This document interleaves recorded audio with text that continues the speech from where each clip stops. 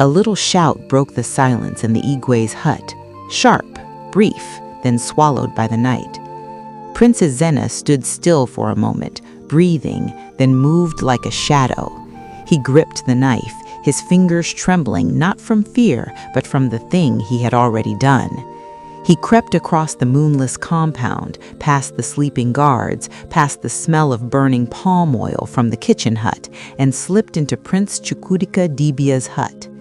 His half-brother slept deeply, the way innocent men sleep. Ezena placed the knife carefully against Chukwudikadebia's arm, curved his fingers around it, and walked away. They were born 28 years ago, same day, almost same breath, by different mothers.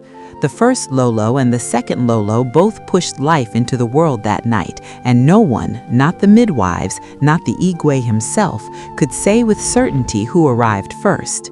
That uncertainty had grown between Ezena and Chukwudikadebia like a thorn tree, quiet but dangerous, for 28 years.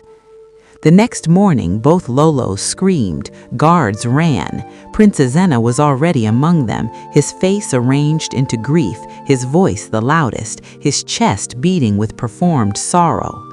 The Igwe lay still in his bamboo palace, his animal skin wrapper pulled to his chin as though he had simply decided to sleep forever. But the Igwe did not sleep. The Igwe was gone. "Search every hut, every corner of this palace," Ezena ordered, his voice cracking beautifully. The guards moved through the compound, mud walls, low doorways, the smell of red earth and mourning. When they pushed into Chukwudikadebia's hut, they found him still unconscious, the knife resting against his arm where Ezena had left it. He had not even stirred. The shouting pulled half the palace into that small hut.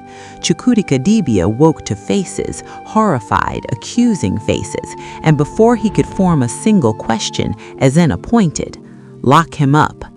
The guards moved. Chukwudikadebia was dragged from his own sleeping mat, still wearing his sleeping cloth, still blinking against the morning light, still asking what was happening. It was only when they threw him into the palace cell, dark, smelling of old fear, that a passing guard muttered the Igwe's name. His father was dead. He did not know yet that he was the only suspect. Outside, his mother, the second Lolo, stood in the compound, watching her son being taken.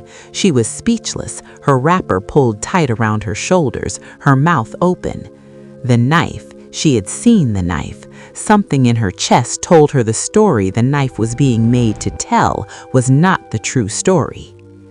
The next morning, the elders gathered that afternoon beneath the great thatch of the palace meeting ground, their faces serious under the weight of 2 deaths in one morning, the Igwe, and soon after, a disturbing silence from the gods.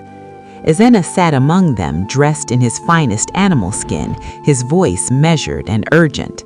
He told them Chukwudikadebia had done it, that the evidence was clear, that everyone in the land knew the tradition, murder carried its own sentence. He urged them to move quickly, stone him, today. The elders looked at him. Old Ichieobina stroked his jaw.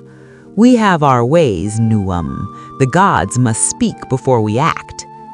Chukwudikadebia was brought before them, barefoot, his wrapper dusty. When the questions came and he understood fully what he was being accused of, he went still. Then he swore by the soil of his father's compound, by the blood that made him, that he had no hand in his father's death. His voice did not shake. That steadiness made some of the elders glance at one another. Ezemuo arrived with a young female messenger at his side, small and quiet as a bird. The old priest consulted the gods right there in the compound, his white chalk markings fresh, his dried feathers trembling. But the gods were silent. No direction, no name, no confirmation. Yet something pulled Ezemuo's eyes again and again toward Prince Ezena. He turned and looked at him 3 times. On the 3rd time, Ezena's jaw tightened. Ezemuo said nothing. He gathered his things and left, the young woman walking just behind him carrying his staff. On the road from the palace, Ezemuo stopped walking. He took the staff from the young woman's hands and gave it back to her slowly, deliberately.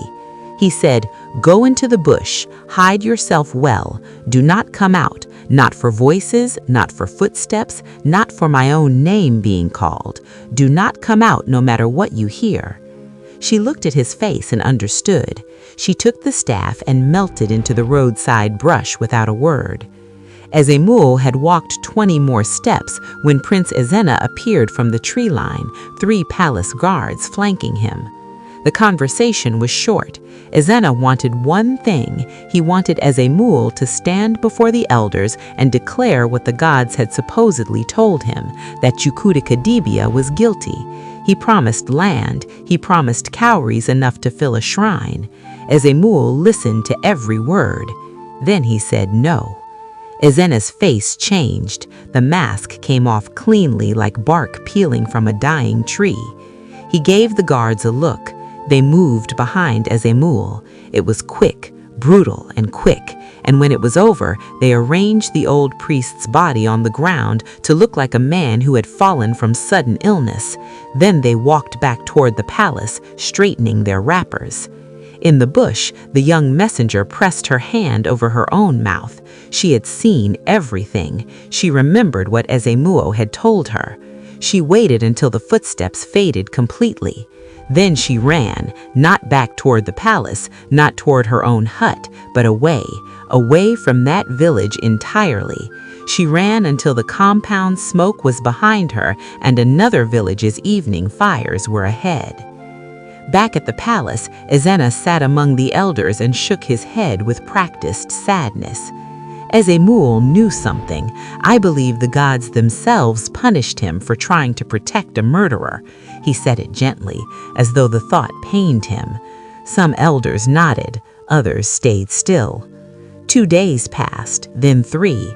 Each day Ezena worked. He moved between huts in the evening, sitting with elders, laughing softly, pressing small pouches of cowries into certain hands. Slowly, the majority shifted. The voice that said, "We must be careful," grew quiet.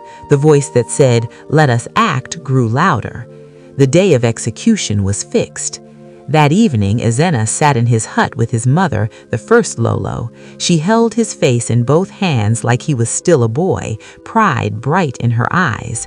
"You have done well, my son," she whispered, glancing at the doorway to make sure no ears were near. "Almost there now, almost." In the palace cell, the second Lolo pressed her face against the bamboo bars. Her wrapper was stained from kneeling in the dirt. She begged her son in a voice that had lost all its shape, "Please, Chukwudika, just say you do not want the throne. Say it publicly. Step away. You can live. You can leave and live somewhere else."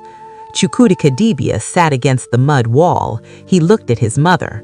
"I have done nothing wrong, Mama. If I denounce myself, I make his lie the truth. I will not do it." She wept. He held her hand through the bars.